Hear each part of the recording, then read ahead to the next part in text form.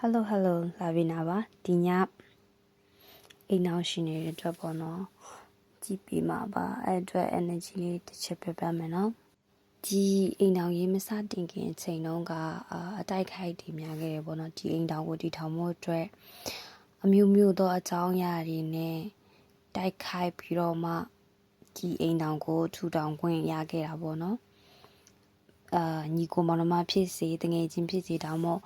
အဟောင်းတော်လူတွေလာပြီးတော့ပြန်လဲပတ်သက်မှုတွေချောင်းမို့လို့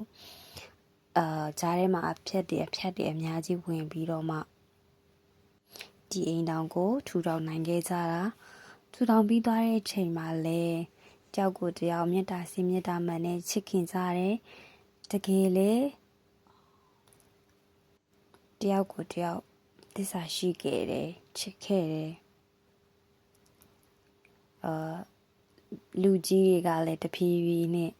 ဒီအိမ်အောင်ရေးကိုလက်ခံပြီးလိုက်လာကြတယ်။ကုညီပံ့ပိုးပေးတယ်။ပို့ပြီးတော့မှအိမ်အောင်ရေးအဆင်ပြေလာအောင်လို့ပေါ့နော်။ဒါပေမဲ့တိတ်မကြခင်မှာအိမ်အောင်ရေးအဆင်ပြေတာနဲ့တဖြည်းဖြည်းနဲ့ပြောင်းလဲမှုတွေဖြစ်လာတယ်ပေါ့နော်။တစ်ဖက်ကလည်းဒီဟူနေအများကြီးထမ်းထားရတယ်ဆိုတဲ့ခံစားချက်မျိုးတွေဖြစ်လာတယ်။ပြောင်းလဲလာတယ်ကံကြားလဲပြောင်းနေလဲကြုံရတယ်တစ်ဖက်အိမ်အောင်ရှင်ရဲ့စိတ်အပြောင်းလဲတွေလည်းအများကြီးကြုံလာတာကိုတွေ့ရတယ်ဘေးနာကလည်းအဲ့လို toxic ပေါ့နော်မွေရုပ်တွေ့ရမလားအဲ့လိုမျိုး